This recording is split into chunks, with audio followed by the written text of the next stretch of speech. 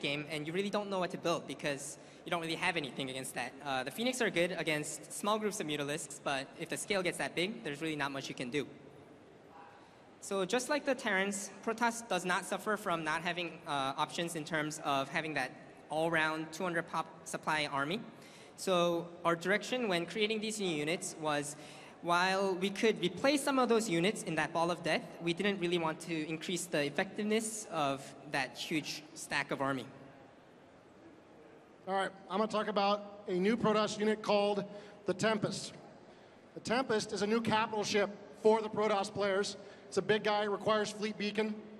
This does mean, at least for the moment, that the carrier is out. The Tempest is going to take his place. Let's have a moment of silence for the carrier. All right, it's over. All right. He is a very powerful AoE anti-air unit as a flyer, so he's something that can defend your base from mass Mutalisks. And he also can fire against ground units, so he's a decent air assault unit as well. It gives the Protoss a really powerful reason and way to deal with that end-of-game Mutalisk scenario that David was talking about. So I'm going to show you a video here, and before I do, I just want to make it clear that sometimes when we balance these things early on, the counters might seem a little sharp. This is probably a little sharp for where it will ultimately end up.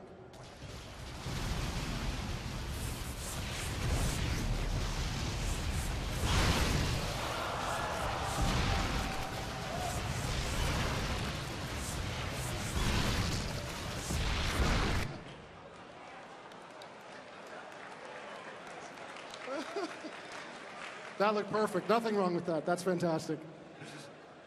All right, and I'm going to turn it over to David to explain the Replicant. So the Replicant is a new unit off of the robotics facility.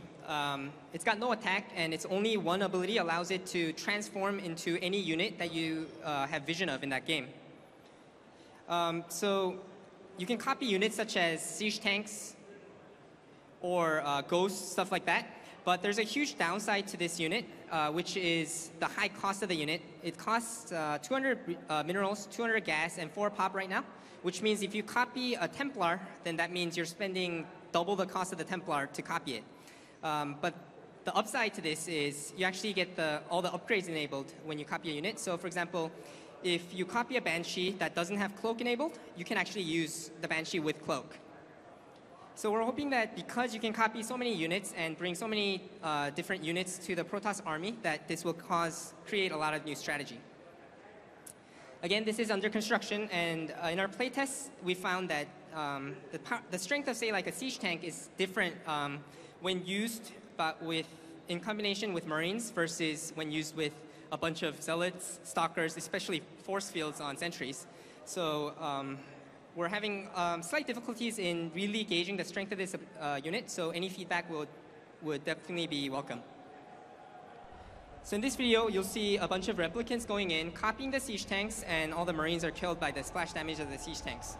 So obviously, this isn't the only use of the replicant. So all those times as the Protoss player, when you felt like those ghosts were a little too strong or those infestors were too strong, you now have an option to copy those units and use it against your opponents. All right, I'm going to talk about a new Protoss flyer called the Oracle.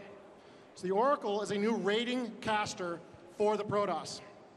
And he's very worker-friendly. No workers will ever be harmed by an Oracle. There are 55 ways to lose workers in StarCraft 2, but thankfully the Oracle will not be one of them. And he doesn't get added to the Ball of Death. He's not something that we're trying to design to fly over your army and cast a bunch of great spells that you have to use for your army. He's something to be meant to be used alone, by himself, circling around the enemy base, doing all the damage he can possibly do. And the mothership is going to be cut to make room for the mighty Oracle. Let's have a moment of silence for the mothership. Poor mothership. All right, so let's show how this guy works. He's got a couple of abilities he's going to use in this video.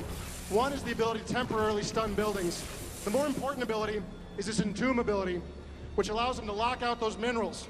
Those minerals cannot be harvested from until those force fields time out or are destroyed by enemy fire. Now, if there was a force that came in here and attacked those force fields, it could quickly wipe it out, and you'd be right back to harvesting, right back to where you were.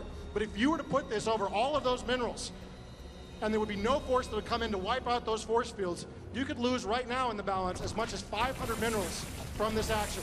but your workers are still good to go. You're not out of the game, you're not done, but your economy most definitely has been raided.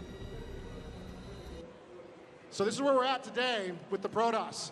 The Tempest is coming in to give us some powerful area effect anti-air capabilities. The Replicant is this new wacky technology thief that you can use to copy enemy units. You can have Protoss Ghosts, Protoss Infestors, Protoss Siege Tanks. And we got the Oracle, this powerful Protoss flying raider that you can use in the mid-game to really try to trap the enemy's base by repeatedly raiding his economy again and again and again. All right, you guys ready for the lightning round? We want to get to your questions. And there is a ton more stuff that we're testing in the build today. So I'm going to go through pretty quickly here a bunch of the smaller changes. And by smaller, they don't have a bunch of art associated with them yet, but these could be extremely significant changes to the game. We have a change to the way that Ghost Cloak costs. It now has a fixed cost for a fixed duration. This allows your ghosts to be more easy for you to manage their energy. You don't have to wonder, they're about to run out of energy. You know how much energy they had when you cast the spell. Reapers now regenerate their health out of combat. This means you can attack with your Reapers, and if you don't like how it's going, you can back up, and you can come back a little bit later when they're healed again. The Battlecruiser has a speed boost ability on cooldown. They can go 110% on their reactor and leap into battle to get them closer to the opposition, so they're harder to kite and harder to escape from. The Banelings have an upgrade on the Hive that is a burrow move. The Hydralisks have a speed upgrade on the Hive. The Corruptors have a new ability called Siphon, which allows you to attach to enemy buildings and harvest those buildings for resources. Bizarre, but it might be very, very powerful.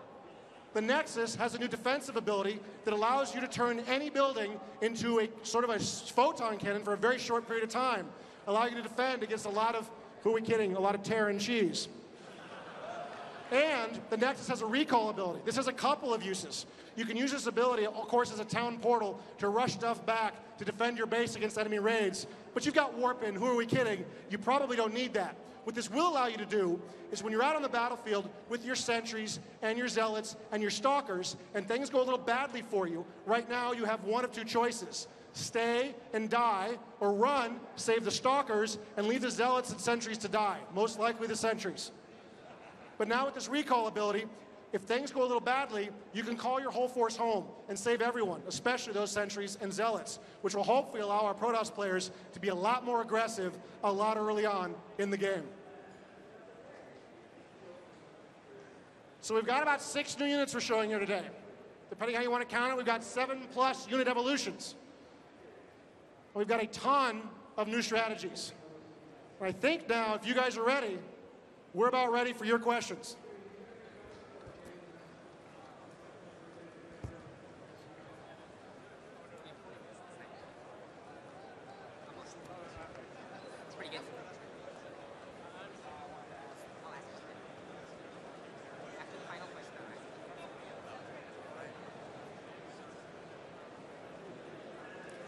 Hey guys, my name is Jared. Been playing StarCraft since it came out, and Nice.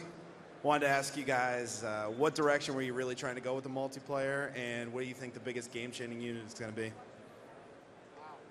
Well, we're trying to make sure that we get more strategy into the game, as always, and that we get as diverse matchups as is humanly possible for us. We've obviously got a long way to go. This is not something a lot of pro gamers have looked at yet. This is something you guys are seeing for the first time.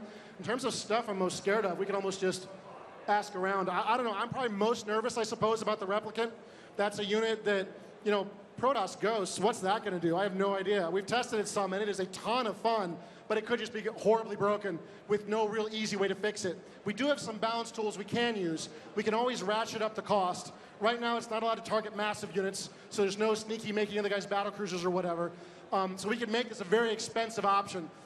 I guess my biggest fear about it would be, if it's too powerful, there might be scenarios where, say, Terran players simply refuse to build siege tanks versus Protoss, not because they don't want to, but because they're afraid they're going to get copied.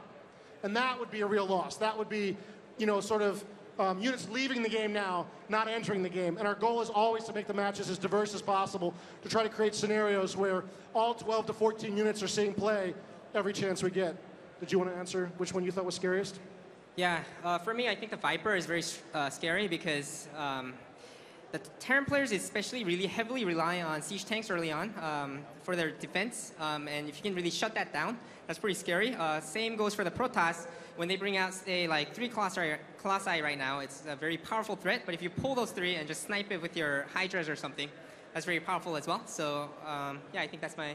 We have some tools on that one as well. Obviously, the cost of those spells can be changed, and those spells can be replaced. The scary thing about the Viper, which I think David is worried about, is the core detection mechanic for the race is now on the Viper.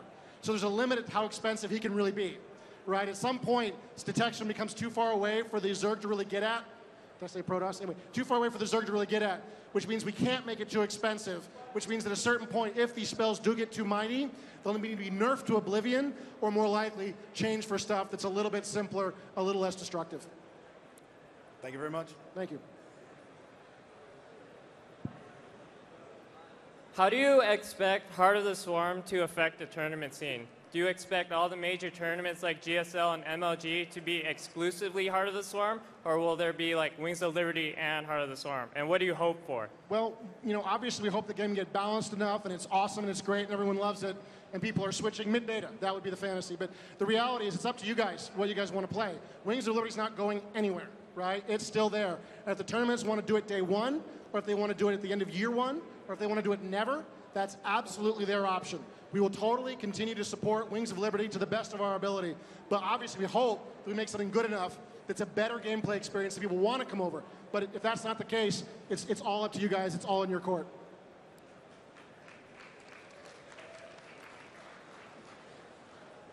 Hi. I have a question about the replicator unit. And you said that it'll have all of the tech options or abilities of whatever unit you copy, even if that actual unit didn't have it in the first place. My question is, what happens if you copy an enemy race worker? Will you be able to build their buildings or etc.? Right now, you can copy workers and build their units. And it's not as scary as it sounds when we try it, but with one exception, I guess, and that's the orbital command. Because it's got Mule and Scan, both of which are very powerful abilities. We're seeing a little bit mixed results in terms of this, but I guess what it comes down to is if you guys can just try it out and just give us more detailed feedback, that would definitely help us a lot because it's not a final unit, and we can make the change to not let it copy workers. That's an easy fix for us to make, is no workers down the road. I have one quick secondary question. In one of the videos, there was... No second question! I don't like that. Okay, fine. Just catch us afterward, dude. Don't worry about it. Sure. Okay, speaking of the replicant, you can duplicate the orbital command. No, you can duplicate SCV, build a command center, supply depot, barracks, and then build an orbital command. Okay, so you have to go through the worker first. Yeah, totally. Yes. It's such an early unit that you get access to. It would be so powerful to have that one.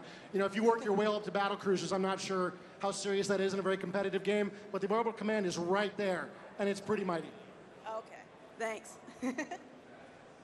It sounds like the replicant is kind of on everyone's mind. I think the reason for that is you guys talk about making small changes, increasing a range or decreasing.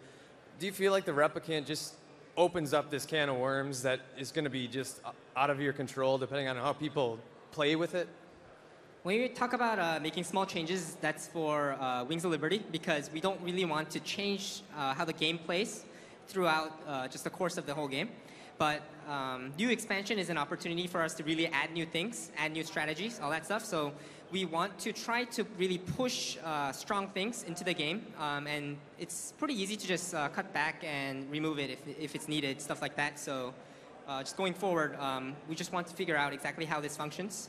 But we're not too worried about how strong it is right now at this point. Yeah, I would say that with even half these changes, we're on a complete do-over on the balance, right? If we need to have this stuff, it's so tight now that if we make a change from range 5 to range 6 on the Immortal, and the pros are saying, hey, we're good. Oh my God, right? Like we're so close in that sense. So even any of these new units it's a total reset. It's a bunch of work for us. It's a whole new beta. It's the whole new process all over again. Mix it up, keep it new, huh? Yeah. All right. Back in July on the Battle.net forum, I posted a thread called Warp Prism Shields Instead of Health, and what I proposed was switching